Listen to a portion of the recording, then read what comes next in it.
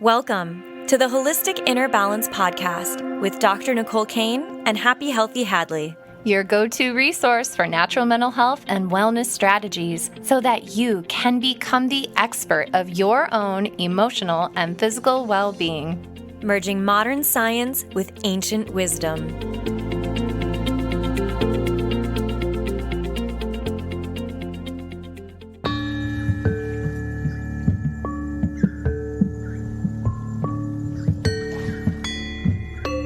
Hi, everybody. Welcome to Holistic Inner Balance. I'm Dr. Nicole.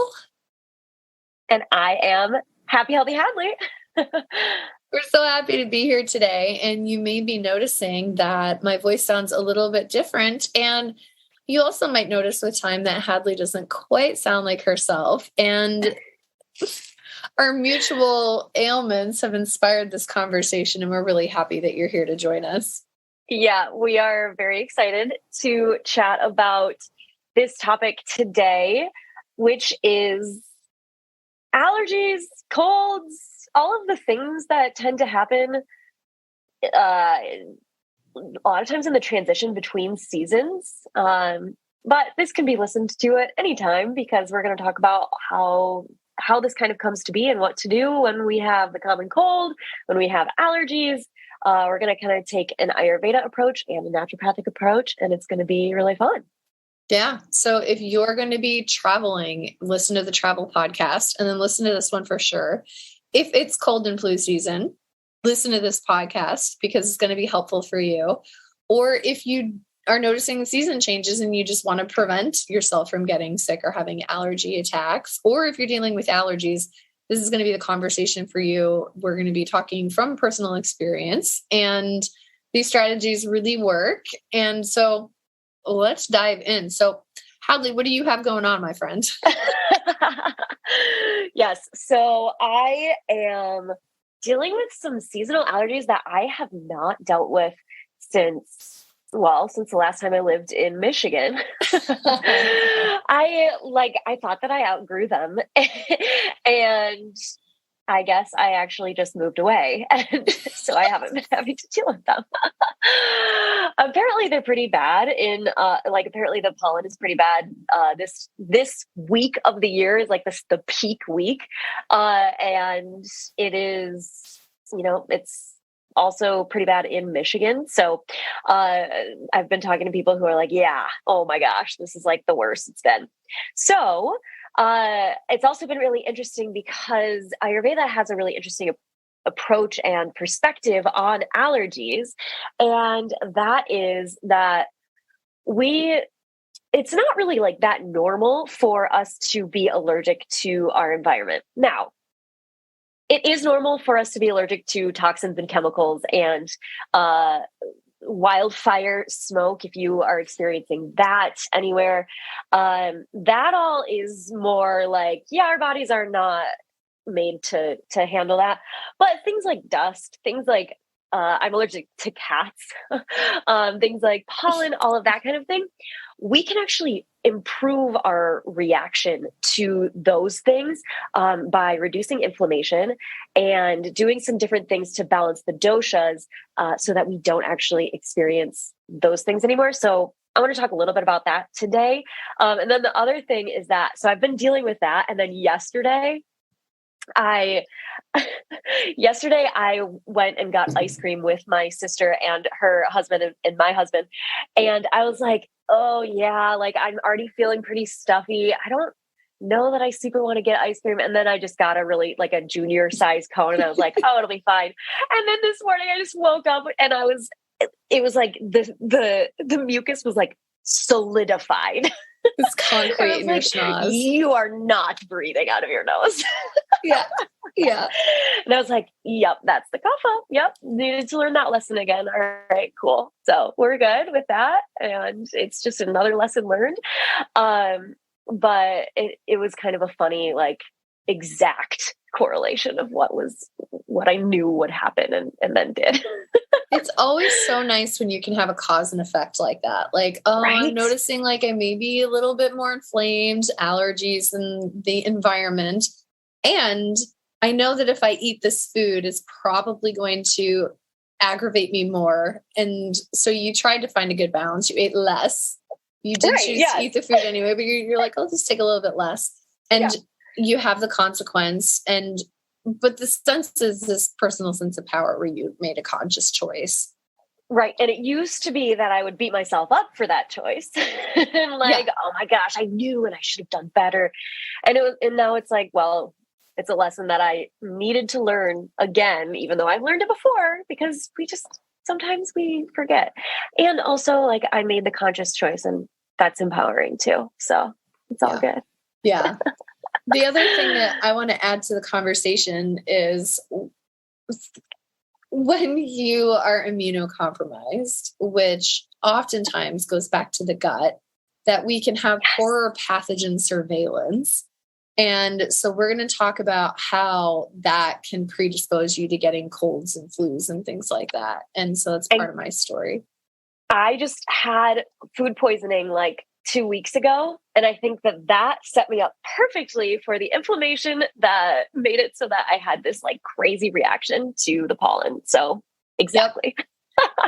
So maybe we can start with the traditional perspective, because they preceded our understanding of leaky gut. We can talk about what Ayurveda teaches, and you can teach us about the vata, pitta, kapha. You mentioned this is a very kapha state. And then we can move into what more modern science is validating and what they're teaching us about leaky gut and inflammation in the immune system in the gut. Yeah, let's do it. First, I want to hear what's going on for you too. I think everyone will want to hear it. Well, I traveled, and I feel like right now, so we're filming this, it's the September of 2022, and traveling right now is you just have to accept the fact that you're probably going to get sick traveling. And so I just went to Walt Disney World and did all of the things that I thought was a good idea in terms of like masking, but I wasn't taking any of my immune support. I wasn't taking my probiotic. I had a couple of fermented beverages and yelled a lot on the rides. And so you're hearing it in my voice. I have this like very sexy voice, I'd like to say. Oh yeah. So I got back from my trip and had lots of kind of laryngitis and like coughing, mucus and things like that. But because I have access to great integrative tools, I'm bouncing back really, really quickly. And I'll teach you guys the hacks that I'm using and that what I wish I would have done. What was my version of having the ice cream while I was on my trip that you shouldn't do? I love it. Yeah. Amazing. All right, let's dive into it then. So I think it might be helpful to kind of break down allergies into vata, pitta, kapha, allergies / like cold and flu symptoms, because there are different things that show up when we have different doshic imbalances, which is really interesting because there are like certain pathogens, but we might be more susceptible to those different pathogens based on whatever doshic imbalance we might currently have. So it's really interesting how that works. And the same pathogen might have different symptoms for different people, right? Like COVID, totally different symptoms for so many different people, right? And that all plays into the imbalances that we currently have. So, and we can kind of look at this also from the seasons perspective.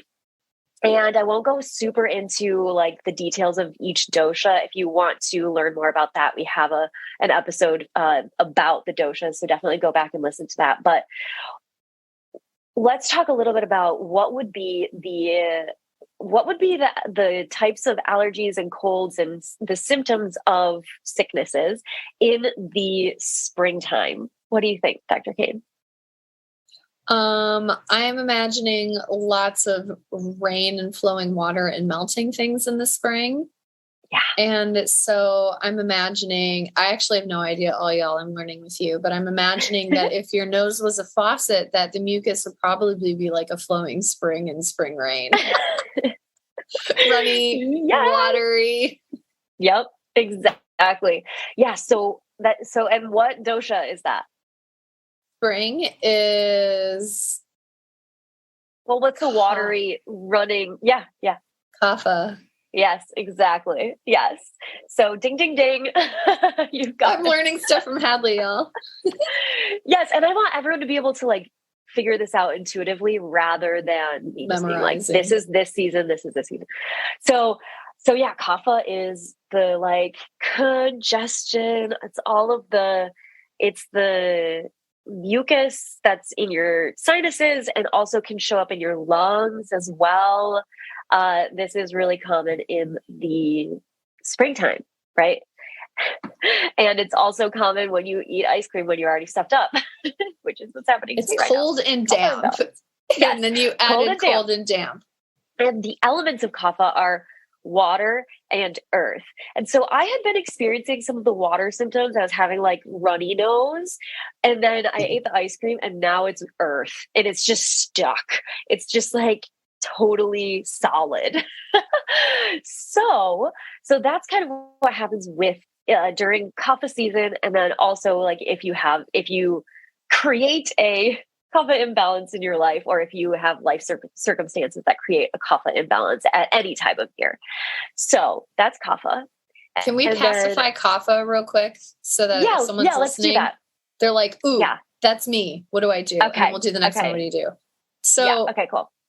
In terms of pacifying that, so like, what is your plan of attack? Because you're describing this as like, you basically have a kapha imbalance, a concrete in your face imbalance. Like, what is your plan of attack? And then I'll give you the naturopathic one.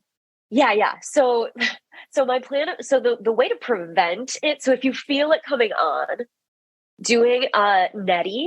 So if anyone has heard of like a neti pot, it's becoming more of a thing in like the mainstream, I feel like, but it's an ancient Ayurvedic technique, which is it's a saltwater flush. So you like use this like it looks kind of like a teapot, and you use it and you put it in your nose and it like kind of runs up and then down out through the other side of your nose and into the sink.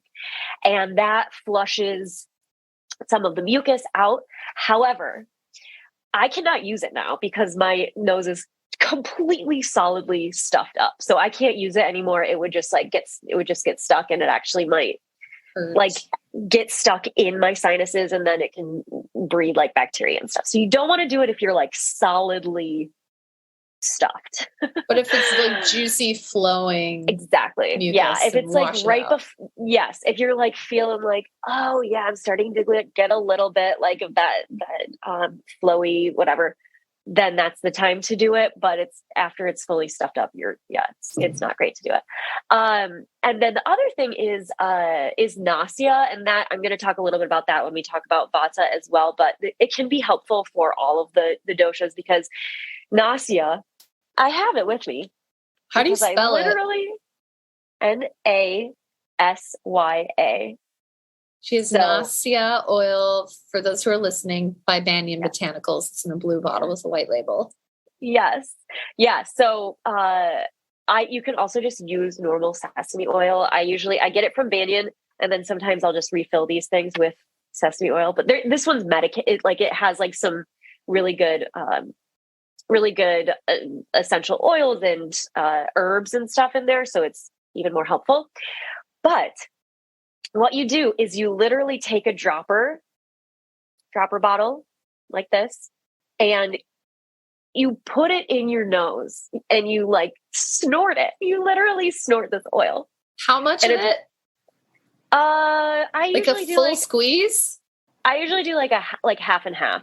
So like I'll have like a full squeeze and then do half in one and then half in the other nostril. Yeah. Oh, yeah. Wow. So, and then you literally like you snort the oil right up your schnoz. Yes.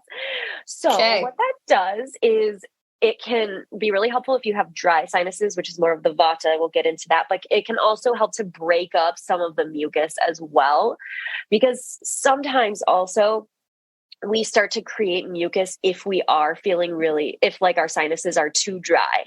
Then our body protects itself, which is a really amazing thing, by creating more mucus. And so using the nausea oil can be really helpful for that. So I can use that a little bit right now if I'm not completely stuffed up, because if I am, then it will just like run back out. Like I can't actually like sort it into my sinuses. So those are like the things that are not like ingesting things. But ingesting things wise, I'm going to do more of a kapha pacifying foods, which are going to just basically be staying away from like dairy. Dairy is really kapha inducing, and staying away from actually like smoothies and different like cold, wet qualities, food with cold, wet qualities. So I'm going to be eating a lot of khichdi in the coming days.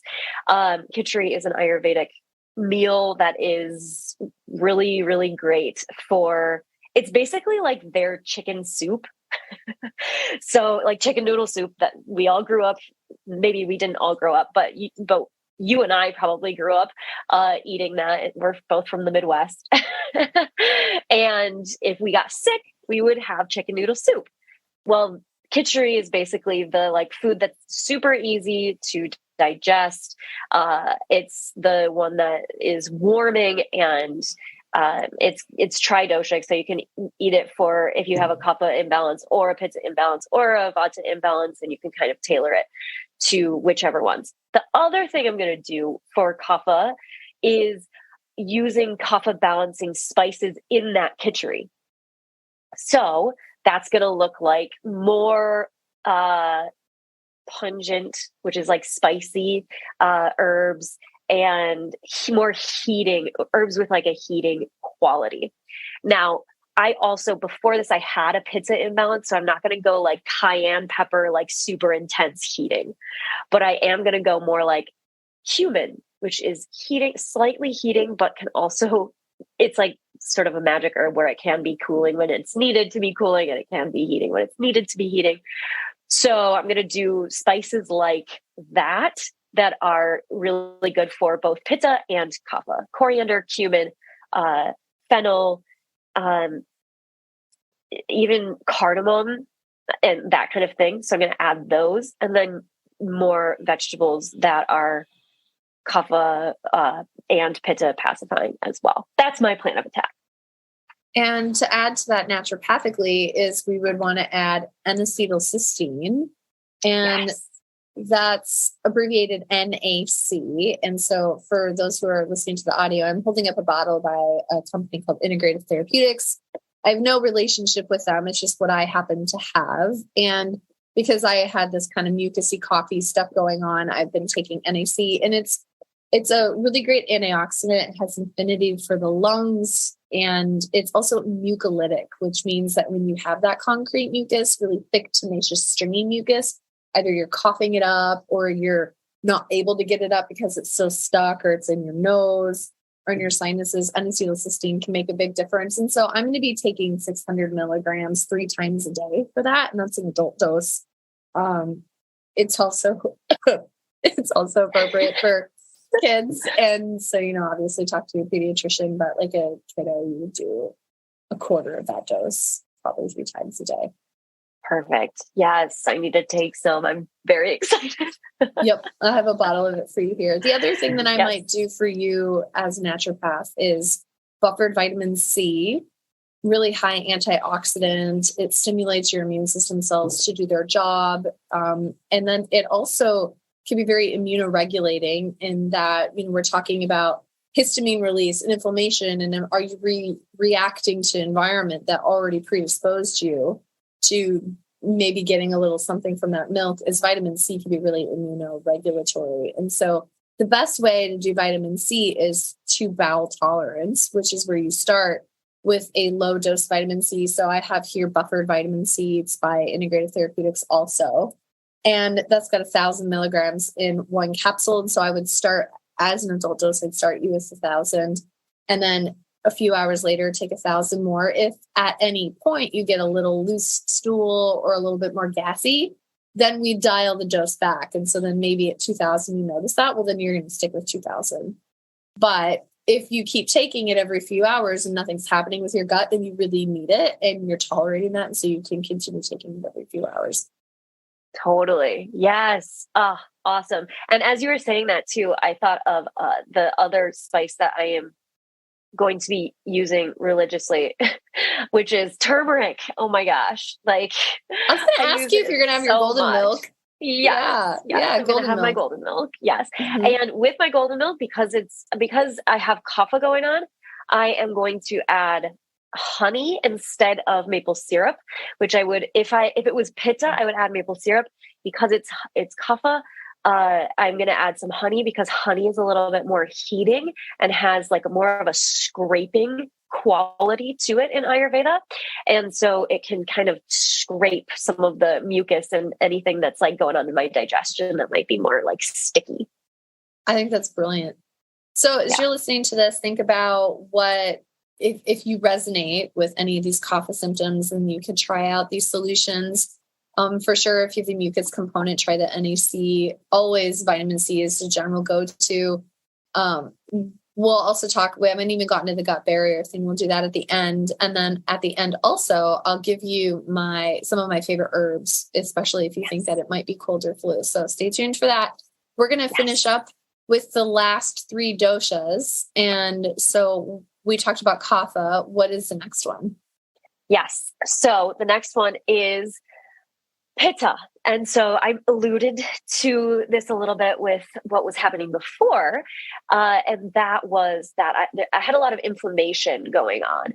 And so the kapha is sort of layered on top of that. So it's a little bit, and the thing is, like, a lot of times it's more complicated than just one dosha. And that's totally fine. It just means that there's like, some things that we got to kind of work with and tweak.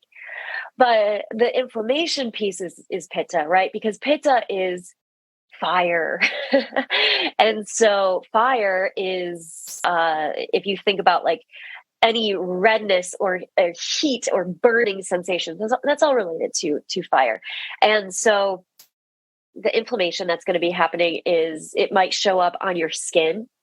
You might have like skin rashes, eczema, psoriasis, dermatitis, all of that kind of thing, even like rosacea, even acne actually can be, can be influenced by all of the doshas, but if it's like really red acne, that's going to be more pitta. And so what happens is that, so pitta is going to show up in your skin. It's going to show up in your gut as well as like might have more acidity, that kind of thing. And then the other piece of it is that you might have like the itchy eye thing going on. So like this a lot of times happens at the end of summer. At the end of summer, which is right now for us, but as we're recording this, the end of summer, you've got this like culmination of pitta throughout the whole season.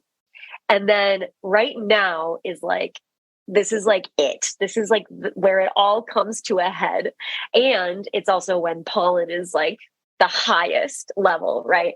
And so this is why we tend to get more allergies this time of year. Because pitta has accumulated in our body. More and more inflammation has built up over the summer. And that's fine and that's normal. And there's stuff that we can do to alleviate this. Hopefully throughout the summer, we've been like cooling our body down as much as we can and trying to do that. But if not, that's okay. There's still stuff that we can do. So pacifying pitta is going to look like doing some cooling things. It's going to look a little bit different from when we were at the beginning of the summer when we wanted a lot of like cooling and drying things. Right now we want cooling and also like more unctuous is kind of the word that comes to mind for me. So hydrating foods, hydrating like vegetables, eating more like rose tea is the thing that comes to mind for me. That's going to be really soothing to the body. Anything with like turmeric is going to be more, it can be really good for inflammation. Saffron is another thing that's really, really great for pitta as well. And so any pitta pacifying foods, any pitta pacifying herbs, all of that kind of stuff is going to be really helpful this time of year. You just don't want it to be too drying, because we're coming into the vata season right now, and so that can be a little bit tricky. But so pitta pacifying and also more vata pacifying is what I would say. Homeopathically, there's a remedy that comes to mind when you're describing pitta. And so these are great first aid remedies. First of all is Allium cepa. And Allium cepa is where you have this burning, acrid nasal discharge. Like, have you ever had a nasal thing going on where the mucus is red and irritating under the nose? Does that resonate? Oh yeah. So you have the the red under the nose, and then the itchy eyes is huge with that. Yeah, totally. You actually called out the second part. You're brilliantly intuitive. So Allium cepa is excoriating, acrid, burning discharge out of the nose, but your eyes are really watery and the tears are bland. On the other hand, euphrasia, homeopathic euphrasia, has burning tears. So the eyes are really watery and irritated, and it's burning, acrid, very pitta tears, and your nose is running and it's bland. So if you're having these pitta symptoms, it depends homeopathically where the pitta is predominating. See, the thing is with symptoms is your body, when you get sick, when you have symptoms, it's not just the cold is the same for everybody. Your unique presentation of symptoms is telling you how you're out of balance and how to heal that. Is it a pitta type imbalance? Is it a kapha pitta imbalance? Is it a kapha, whatever it is? Is it an Allium cepa imbalance? Is it a euphrasia imbalance, right? And so your symptoms will tell you what you need. And so homeopathically, paying attention to what actually is happening in that pitta state, if it is a pitta state, can give you the remedy that will get you better. Yes. Oh, so good. I love that. Yeah. Yeah. It's really interesting. We want to kind of identify what is the dosha underneath the dosha that's kind of driving the show. So a lot of times by the end of summer, the it's pitta, and then there's vata underneath that because it's becoming more dry. And that's just kind of the season. Whereas allergies in the springtime are like kapha, and they might have a little bit of pitta underneath them because pitta is starting to happen at the beginning of summer / the end of spring. And so being really aware of okay, what are the symptoms and what are the predominant symptoms, but then what are the symptoms that are going on underneath that too? And then we want to balance both. Brilliant. Yeah. I love that. I love that so much, because you don't want to try to solve one part of the problem and then aggravate the other part. Yes. Mm-hmm. Yes, exactly. Yeah. And you totally can. I used to do that all the time. I used to be okay, I'm going to kill the kapha, and it's going to be totally, and then I would have a wild pitta imbalance. I'd be like, why am I so angry? Right. And I would have no mucus, but then I would have rashes all over my body. Right. And be stressed. Yes. So you want to dive into vata? Let's dive into vata. I so resonate with that. And I feel for me, it's always vata. Yeah. Because I'm in air conditioning all day. And so I'm thinking about cold. And homeopathically, and even in traditional Chinese medicine, we have ailments from cold drafts. So if your little one goes outside and they're running around in the snow, but they didn't put a hat on, and then they come in and then they get a fever, they had a cold draft to their head. They didn't have a hat on. And so homeopathic belladonna is really good for that. It's good for cold wind on the head. In traditional Chinese medicine, they call it cold wind invasion. And so they think about the surface of the skin as that protective layer. And so then if that cold can permeate through the skin and actually get into your body, that's when you get sick. And so I think about the feeling of being chilled to the bone. It's we've all had that experience where it's okay, you can feel a chill on your skin, but it's once you're really cold, that's when your immune system starts to just get a little no. Yes. You got to immediately heat that body right back up. Yes. Yeah, totally. So tell us about vata. If I'm sick and I'm listening to this conversation, how will I know that it's a vata primary imbalance? Yes. Okay. So vata is the elements that govern vata are air and ether. So what do you feel like might show up in the body when you're sick if you have air and ether going on? When you're sick or when you have allergies? Air and, well, I mean, I have some people when they get super sick, they literally feel like their head is floating away, which Yes. is a really Totally. interesting fever symptom of like this like floaty feeling, just connected. So that's the other piece, is feeling feverish, and not like the hot feverish, but like chills, like feeling the chill, the achy feverish. That is vata, because we've got this air inside of us, right? We've got this like wind inside of us. And so that happens. And then the other piece for sinuses is the dry sinuses, right? And I definitely, living in Seattle, I lived in Seattle for a few years, and then I lived in California. That in the fall, it was like, oh, it is vata season now. It was like very dry once it was like September. And so this Nasya oil was my best friend and a humidifier. Like, yes. Humidifier. And let's pause on the humidifier piece. Is using a humidifier, you have to be really mindful about mold in your humidifier. It's a really big problem. And then mold is disease causing. Mold they call it the great mimicker. And so, yes, get a humidifier, but you got to be really mindful, like wash that puppy out every single day. Make sure that you clean it with vinegar and soap, and make sure that you have your filter on there. Be really mindful about your humidifier, listeners. Yes, please do. I've had mold exposure and it is absolutely horrible. It's horrible. Yes. Yeah, I have another podcast on. I have an interview with Dr. Jill Krista. So if y'all haven't heard that and you're wondering more about mold, then check that out.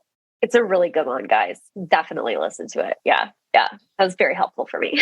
Thank you. I'm glad to hear that. But I'm sorry that you had to hear that. Actually, when we met, you were a mold warrior and you were in recovery for that. And so we'll have to do a whole separate conversation about that. But we should, yeah. Yeah. So you were suggesting, vata, you were talking about the fever, the chills, the dryness, those body aches. And then especially that sinus dryness is just really different than the kapha concrete, and then the vata drippy faucet, or the pitta. Yeah. The pitta drippy faucet. And we have this vata dryness. Mm-hmm. Yes. And so sometimes people think that they have a kapha, kapha allergies, and they're like, I'm doing all the kapha balancing things, but really they just have that dryness in their sinuses, and their body is creating more kapha, creating more mucus to protect them from the dry air. So be really mindful of that. Once you start to pay attention to it, you can start to see like, oh yeah, the air is really dry. I feel like it is a different type of mucus, where versus like having the kapha like very wet or very solid mucus. That's the more kapha. And then you can kind of tell, oh yeah, it's because it's dry. And so you can use the Nasya oil. I literally used in the fall when I was having these symptoms in Seattle and California and stuff, I literally used Nasya like multiple times a day. So, don't just use it once and think you're good to go. You can use it multiple times, and it's so helpful. That's awesome. Yeah. And so supplements, we talked about Tri-doshic, which is really awesome in one of our other conversations, Tri-doshic immune support. And so Triphala can be really good. Yes. And, so Triphala is a Tri-doshic. Beautiful. Banyan Botanicals makes it. I like the powder form because you get that immediate feedback on how your body is responding to it, where if you really need it, it'll be super, super bitter. And then as you heal, as your body gets more balanced, then it'll be like sawdust. And then when you're done with it and it's actually sweet and enjoyable, that's when you're done. So I'm thinking of an Ayurvedic, kind of Triphala is a good balancer. Also, since we're on the topic of Triphala is also really healing for the gut. And so this might be a good segue into talking about the gut health and the immune system. Is that okay? Yeah, let's do it.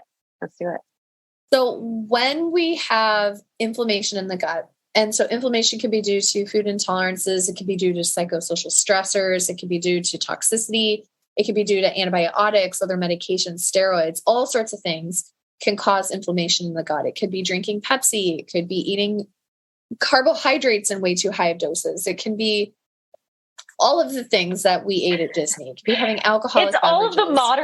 All of the modern things that we do. Yeah. So standard American diet is basically a gut inflammation diet. You want a gut inflammation diet, eat a standard American diet. So that's what we were doing in Disney. I tend to I'm not as bad, but I did have some alcoholic beverages because that's how I survived Disney. And so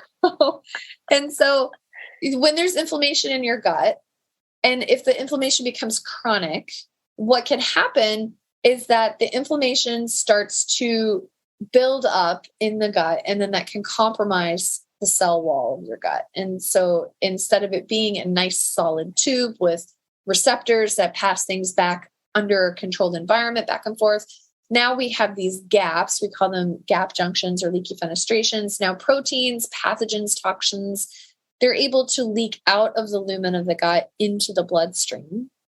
And two main bad things happen as a result of this. One is that now these pathogens are able to go up through the circulation. They can get in the brain, and the brain is going to respond by sending out cortisol. So the brain's like, oh my gosh, inflammation, pathogens, bad things are going on. We need to send out cortisol. So now your cortisol's up and you feel anxious and you feel wired, you feel aggravated.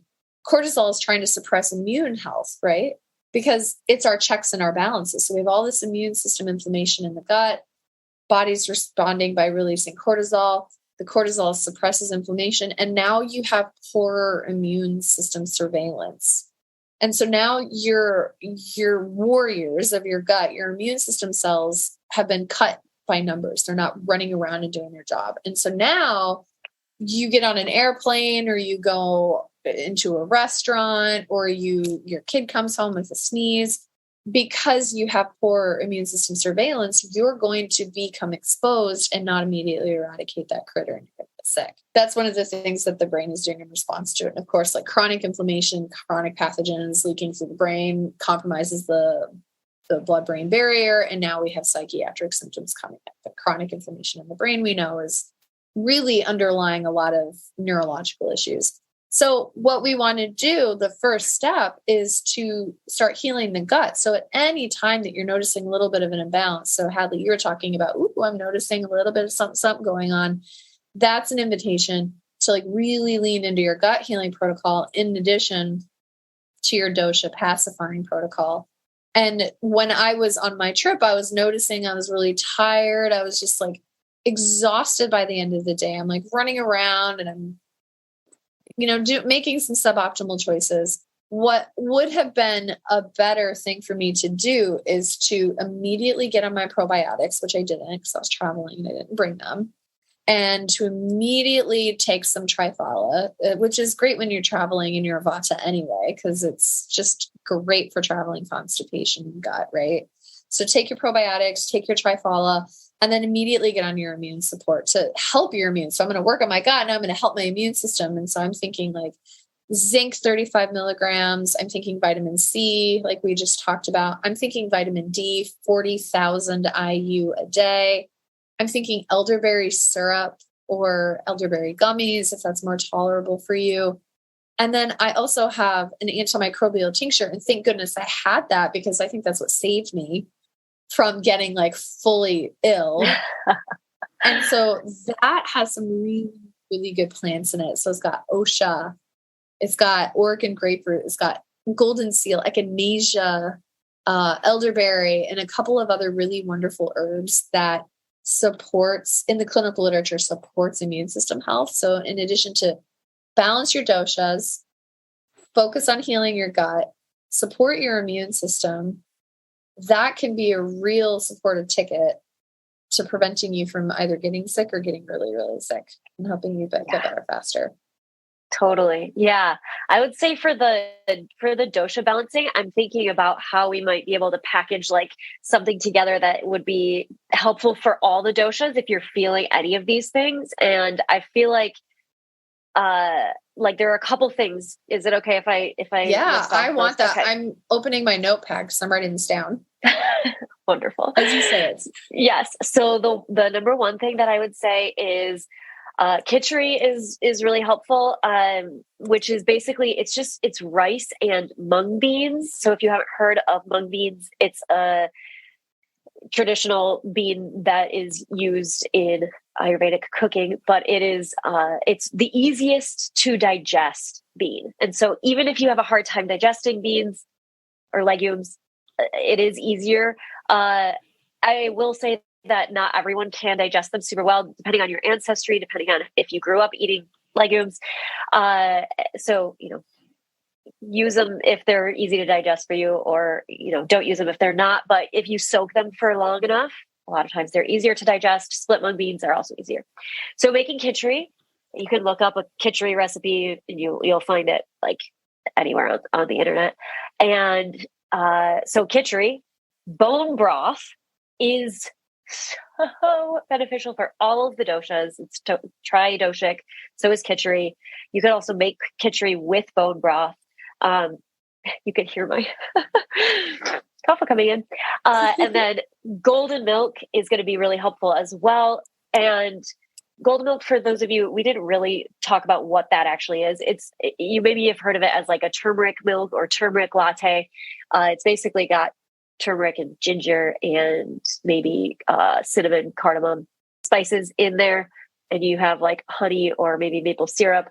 You can add ghee to it if you want to, but you can just, the easiest thing to do is just use milk or milk alternative, add the spices, maybe add a little bit of honey or maple syrup, and then you're good to go. Those are all going to be tri-doshic. So if you have any of the symptoms, all of these things are going to be helpful for you when you're sick or when you have allergies or whatever. So khichdi, bone broth, and golden milk are like the things that I just like come back to. Anytime I'm like out of balance, I'm like, okay, back to that. How do you spell khichdi? So there are actually a couple different ways of spelling it. There are also a couple different ways of pronouncing it. Some people pronounce it khichdi. And so I think the most common way you're going to find it spelled on the internet is Kitchari. Awesome. Yeah. Yeah. So for those who are listening, who like me was like tripping over that, like what? Yeah. That's helpful. Yeah. I love this. Khichdi. Yeah. Yeah. So those are the three things. Yeah.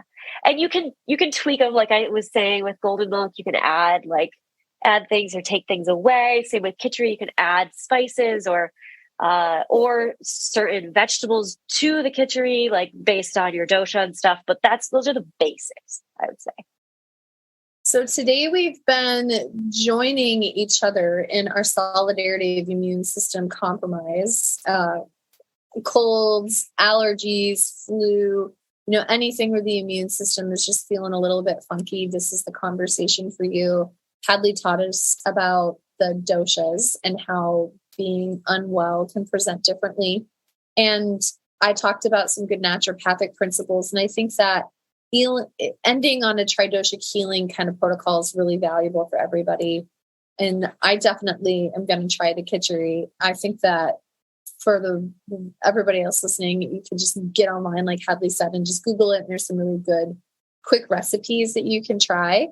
And so if you're listening and you have a hack that works really well for you, share it with us. Let us know. Send us a message. Leave it as a comment. Send us an Instagram. We would love to learn about the things that have helped you when you've been feeling out of balance. And so, Hadley, is there anything else that you could think of before we sign off? The only other thing would be if you can't find mung beans, you can buy them on Banyan Botanicals online. Or there are other places online that you can find them. They have like just whole kitchery kits that make it really easy too. So, you can find those as well. Cause sometimes people are like, what the heck are mung beans? I love that. I think a kitchery kit sounds like an awesome thing. So Yeah, if you're a easy. 3 on the Enneagram listener, then you should make us kitchery kits. Yes, please. Awesome. All right, my loves. Thank you so much for listening. We so love you. Yes, we love you. We hope you feel better. Yeah, same. If you're listening to this, you're not feeling well. Yes. You can feel better, my friends. Yes, absolutely. Much Awesome. love. Much love. Bye. Bye.